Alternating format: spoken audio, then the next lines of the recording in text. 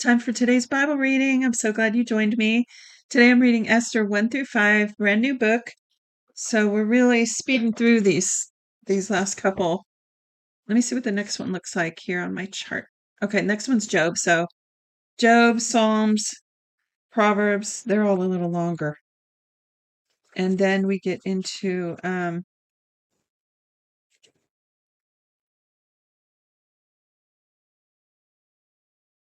Ecclesiastes, Song of Solomon. Song of Solomon's only one reading.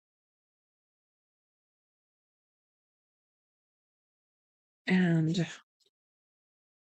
then we get into the major and minor prophets. So today, though, I don't know how I got off onto that. Today we're starting the book of Esther, only 2 days worth of reading for this book. So, like I said, I'm so glad you joined me. Let me pray now. Heavenly Father, thank you for your precious word. I ask that you come alongside us with your spirit as we read and listen and reveal your word to us in truth. This word is dead and dry without the spirit. We need you, Lord. We need your word and we need your spirit. Come in our lives. Come in our day. Come in this moment, these moments as we read. And we sit at your feet, Master. Open our eyes to this very simple yet profound book that we're about to embark on. And Lord, I pray for every person that listens to this, for them, their families, to be saved and filled with your spirit, to be safe, and to be fully provided for, and for wellness. I thank you, Lord, that your word says that you heal all our diseases, that as we come into the unity with you, you bless our food and water and take all sickness from our midst. I thank you for this precious word, your precious promises. Not one of them has ever failed. And I thank you that today is the same. Your mercies are new every day. So I just thank you for all that, Lord. Thank you for these moments here, Lord. And we just put everything aside to concentrate on your word right now. In Jesus' name. Verse 1. Now in the days of I used to be able to say this. Ahasuerus.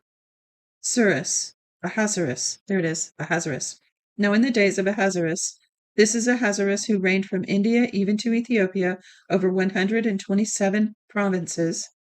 Boy, that's quite a big empire, isn't it? In those days, when the king Ahasuerus sat on the throne of his kingdom, which was in Susa, the palace, in the 3rd year of his reign, he made a feast for all his princes and his servants, the power of Persia and Media, the nobles and princes of the provinces being before him. He displayed the riches of his glorious kingdom and the honor of his excellent majesty many days, even 180 days. When these days were fulfilled, the king made a 7-day feast for all the people who were present in Susa. It's calling it Susa the palace. Isn't that interesting? So that's the second time it said that. So it said, for all the people who were present in Susa the palace, both great and small, in the court of the garden of the king's palace. There were hangings of white and blue material fastened with cords of fine linen and purple to silver rings and marble pillars. The couches were gold and silver on a pavement of red, white, yellow, and black marble. They gave them drinks in golden vessels of various kinds, including royal wine in abundance, according to the bounty of the king. In accordance with the law, the drinking was not compulsory, for so the king had instructed all the officials of his house that they should do according to every man's pleasure. Now, let me stop for a minute. You see all that elaborate furnishings and decorations? You know, we have a tendency to think back in history and think they were all wearing, goat skin and living in caves. And, these civilizations, these are ancient and they were quite elaborate and quite developed. They weren't, how do I say? Even though I imagine at that time that they were still tribal and traveling groups of people, it doesn't mean that these empires weren't, how do I say? I mean, we all know that there were these great empires back then, but we tend to think of those years at this, at the same exact time, tend to think of those years as being very primitive, and they weren't. That's my point. Verse 9. Also, Vashti the queen made a feast for the women in the royal house, which belonged to King Ahasuerus.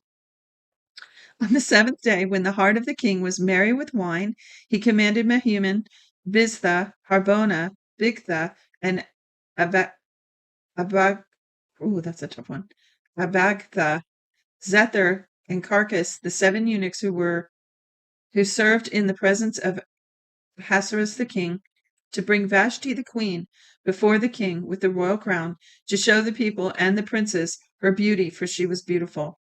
But the queen Vashti refused to come at the king's commandment by the eunuchs. Therefore the king was very angry, and his anger burned in him. So she humiliated him in front of everyone. Verse 13. Then the king said to the wise men who knew the times, for it was the king's custom to consult those who knew law and judgment, and next to him were Karshina, Shethar, Admatha, Tarshish, Meres, Marsina, and Memucan, the 7 princes of Persia and Media, who saw the king's face and sat first in the kingdom. What shall we do to King Vashti according to the law, because she has not done the bidding of the king Ahasuerus by the eunuchs? Memucan answered before the king and the princes, Vashti the queen has not done wrong to just the king, but also to all the princes and to all the people who are in all the provinces of the king of Ahasuerus. For this deed the queen will become known to all women, causing them to show contempt for their husbands when it is reported. King Ahasuerus commanded Vashti the queen to be brought in before him, but she didn't come. Today the princesses of Persia and Media, who have heard of the queen's deed, will tell all the king's princes. This will cause much contempt and wrath. If it pleases the king, let a royal commandment go from him, and let it be written among the law of the Persians and the Medes, so that it cannot be altered, that Vashti may never come before King Ahasuerus, and let the king give her royal estate to another who is better than she. When the king's decree which he shall make is published throughout all his kingdom, for it is great, all the wives will give their husbands honor, both great and small. This advice pleased the king and the princes, and the king did according to the word of Memucan, for he sent letters into all the king's princes. He sent letters into all the king's provinces, into every province according to its writing, and to every people in their language, that every man should rule his own house, speaking in the language of his own people. After these things, when the wrath of King Ahasuerus was pacified, he remembered Vashti and what she had done and what was decreed against her. Then the king's servants who served him said, Let beautiful young virgins be sought for the king.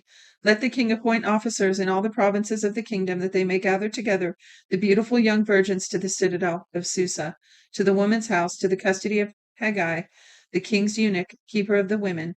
Let cosmetics be given them, and let the maiden who pleases the king be queen instead of Vashti. The thing pleased the king, and he did so. There was a certain Jew in the citadel of Susa, whose name was Mordecai, the son of Jair, the son of Shimei, the son of Kish, a Benjamite, who had been carried away from Jerusalem with the captives who had been carried away with Jeconiah, king of Judah, whom Nebuchadnezzar, the king of Babylon, had carried away. He brought up Hadassah, that is Esther, his uncle's daughter, for she had neither father nor mother. The maiden was fair and beautiful, and when her father and mother were dead, Mordecai took her for his own daughter. So when the king's commandment and his decree was heard, and when many maidens were gathered together to the citadel of Susa to the custody of Haggai, Esther was taken into the king's house to the custody of Haggai, keeper of the women. The maiden pleased him, and she obtained kindness from him. He quickly gave her cosmetics and her portions of food, and the 7 choice maidens who were to be given her out of the king's house. He moved her and her maidens to the best place in the women's house. Esther had not made known her people nor her relatives, because Mordecai had instructed her that she should not make it known. Mordecai walked every day in front of the court of the women's house to find out how Esther was doing and what would become of her. Each young woman's turn came to go into King Ahasuerus after her purification for 12 months, for so were the days of their purification accomplished, 6 months with oil of myrrh, and 6 months with sweet fragrances, and with preparations for beautifying women. Does that work? I think I need to get some of that. The young women then came to the king like this. Whatever she desired was given her to go with her out of the woman's house to the king's house. In the evening she went, and on the next day she returned into the second woman's house to the custody of Shashgaz, the king's eunuch who kept the concubines. She came in to the king no more unless the king delighted in her, and she was called by name. Now when the turn of Esther, the daughter of Abihail, the uncle of Mordecai, who had taken her for his daughter, came to go into the king, she required nothing but what Haggai the king's eunuch, the keeper of the women, advised. Esther obtained favor in the sight of all those who looked at her. Now let me stop for a minute. There's a book by Tommy Tenney. Hold on.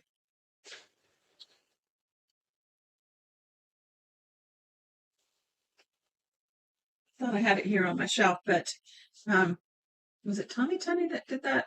There's a movie called One Night with the King, and then may have a book, but there is also a book by Tommy Tenney that is a modern day rendition of this story. No, I'm telling that wrong. Let's just go back to the movie. There's a movie called One Night with the King that's really good. You can look that up. I don't know where to find it, but anyway, it's a good one. It's worth watching. All right, back to the reading.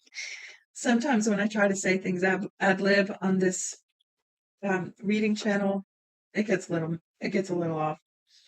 All right, back to this.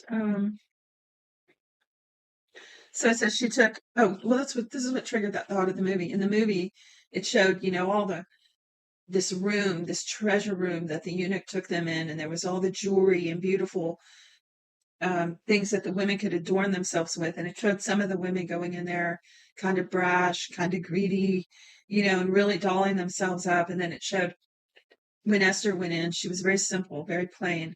She just picked out something very delicate, and that's it. She was just kind of simple and pure, and just depicts her being kind of innocent that way. So that's what I just read here. It said, now when the turn of Esther, the daughter of Abihail, the uncle of Mordecai, who had taken her for his daughter, came to go into the king, she required nothing but what Haggai the king's eunuch, the keeper of the women, advised. Esther obtained favor in the sight of all those who looked at her. So Esther was taken to the king Ahasuerus into his royal house in the 10th month, which is the month of Tebeth, in the 7th year of his reign.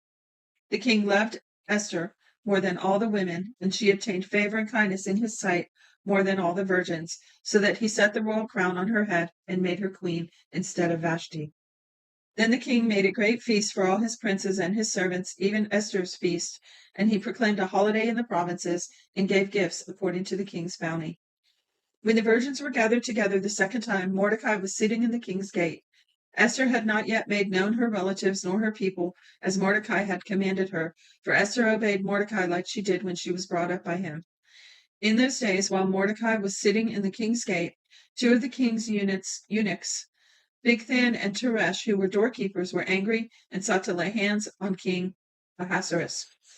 The thing became known to Mordecai, who informed Esther the queen, and Esther informed the king in Mordecai's name. When this matter was investigated, it was found to be so. They were both hanged on a gallows, and it was written in the book of the Chronicles in the king's presence. After these things, King Ahasuerus promoted Haman, the son of Hammedatha the Agagite, and advanced him, and set his seat above all the princes who were with him. All the king's servants who were in the king's gate bowed down and paid homage to Haman, for the king had so commanded concerning him. But Mordecai didn't bow down or pay homage. Then the king's servants who were there in the king's gate said to Mordecai, "Why do you disobey the king's commandment?" Now it came to pass when they spoke daily to him and he didn't listen to them, that they told Haman to see whether Mordecai's reason would stand, for he had told them that he was a Jew. When Haman saw that Mordecai didn't bow down nor pay him homage, Haman was full of wrath. But he scorned the thought of laying hands on Mordecai alone, for they had made known to him Mordecai's people. Therefore Haman sought to destroy all the Jews who were throughout the whole kingdom of Ahasuerus, even Mordecai's people. In the 7th month, which is Nisan, in the 12th year of King Ahasuerus, they cast pur, P-U-R, that is, the lot, before Haman from day to day and from month to month, and chose the 12th month, which is the month of Adar. Haman said to King Ahasuerus, "There is a certain people scattered abroad and dispersed among the peoples in all the provinces of your kingdom, and their laws are different from other peoples. They don't keep the king's laws. There it is not, Therefore it is not for the king's profit to allow them to remain. If it pleases the king, let it be written that they may be destroyed, and I will pay 10,000 talents of silver into the hands of those who are in charge of the king's business to bring it into the king's treasuries." The king took his ring from off his hand and gave it to Haman, the son of Hammedatha the Agagite, the Jews' enemy. The king said to Haman, "The silver is given to you, the people also, to do with them as seems good to you." Then the king's scribes were called in on the first month and on the 13th day of the month, and all that Haman commanded was written to the king's local governors and to the governors who were over every province, and to the princes of every people, to every province according to its writing, and to every people in their language. It was written in the name of King Ahasuerus, and it was sealed with the king's ring. Letters were sent by couriers into all the king's provinces to destroy, to kill, and to cause to perish all Jews, both young and old, little children and women, in one day, even on the 13th day of the 12th month, which is the month Adar, and to plunder their possessions.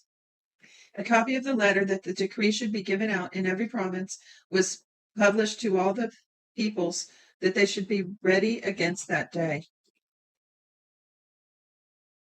The couriers went out in haste by the king's commandment, and the decree was given out in the citadel of Susa. The king and Haman sat down to drink, but the city of Susa was perplexed. Now when Mordecai found out that all was done, Mordecai tore his clothes, put on sackcloth with ashes, and went out into the middle of the city, and wailed loudly and bitterly. He came even before the king's gate, for no one is allowed inside the king's gate, clothed with sackcloth.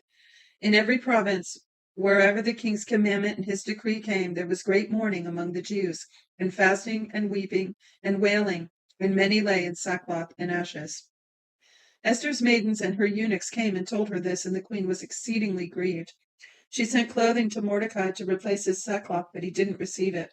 Then Esther called for Hatach, one of the king's, or maybe it's Hatach, one of the king's eunuchs, whom he had appointed to attend her, and commanded him to go to Mordecai to find out what this was and why it was. So Hatach went out to Mordecai to the city square, which was before the king's gate. Mordecai told him all that had happened to him, and the exact sum of money that Haman had promised to pay to the king's treasuries for the destruction of the Jews. He also gave him the copy of the writing of the decree that was given out in Susa to destroy them, to show it to Esther, and to declare it to her, and to urge her to go in to the king, to make supplication to him, and to make request before him for her people. Hatach came and told Esther the words of Mordecai. Then Esther spoke to Hatach and gave him a message to Mordecai. All the king's servants and all the people of the king's provinces know that whoever, whether man or woman, comes to the king to the inner court without being called, there is one law for him, that he be put to death, except those to whom the king might hold out the golden scepter that he may live. I have not been called to come into the king these 30 days. They told Esther's words to Mordecai. Then Mordecai asked them to return this answer to Esther. Don't think to yourself that you will escape in the king's house any more than all the Jews. For if you remain silent now, then relief and deliverance will come to the Jews from another place, but you and your father's house will perish. Who knows if you haven't come to the kingdom for such a time as this? Boy, he had faith, didn't he? Then Esther asked them to answer Mordecai, Go, gather together all the Jews who are present in Susa, and fast for me, and neither eat nor drink 3 days, night or day. I and my maidens will also fast the same way. Then I will go into the king, which is against the law, and if I perish, I perish. So Mordecai, boy, she must have been terrified. Mordecai went his way and did according to all that Esther had commanded him. Chapter 5, last chapter. Now on the 3rd day, Esther put on her royal clothing and stood in the inner court of the king's house, next to the king's house. The king sat on his royal throne in the royal house, next to the entrance of the house. When the king saw Esther the queen standing in the court, she obtained favor in his sight, and the king held out to Esther the golden scepter that was in his hand. So Esther came near and touched the top of the scepter. Then the king asked her, What would you like, Queen Esther? What is your request? It shall be given unto you even up to half of the kingdom. Esther said, If it seems good to the king, let the king and Haman come today to the banquet that I have prepared for him. Then the king said, "Bring Haman quickly, so that it may be done as Esther has said." So the king and Haman came to the banquet that Esther had prepared. The king said to Esther at the banquet of wine, "What is your petition? It shall be granted you. What is your request? Even to the half of the kingdom it shall be performed." Then Esther answered and said, "My petition and my request is this: if I have found favor in the sight of the king, and if it pleases the king to grant my petition to perform my request, let the king and Haman come to the banquet that I will prepare for them, and I will do tomorrow as the king has said." Then Haman went out by that day joyful and glad of heart. But when Haman saw Mordecai in the king's gate, and he didn't stand nor move for him, he was filled with wrath against Mordecai. Nevertheless, Haman restrained himself and went home. There he sent and called for his friends and Zeresh's wife. Haman recounted to them the glory of his riches, the multitude of his children, all the things of which the king had promoted him, and how he had advanced him above the princes and servants of the king. Haman also said, "Yes, Esther the queen, let no man come in with the king to the banquet that she had prepared but myself, and tomorrow I am also invited by her together with the king. Yet all this avails me nothing, so long as I see Mordecai the Jew sitting at the king's gate." Then Zeresh, his wife, and all his friends said to him, "Let a gallows be made 50 cubits high." Let's see how tall that is. A cubit is the length from the tip of the middle finger to the elbow on a man's arm, or about 18 inches. So 18 inches times 50. So, yeah. So what is that, about 200? If it's 20 inches times 50. Anyway. It says gallows here, but I thought it was actually a pole that one would be impaled on. Make a comment if you have an idea about that. Anyway, let a gallows be made 50 cubits high, and in the morning speak to the king about hanging Mordecai on it. Then go in merrily with the king to the banquet. This pleased Haman, so he had the gallows made. And that is the end of today's reading. Thanks for joining. See you tomorrow. Shalom.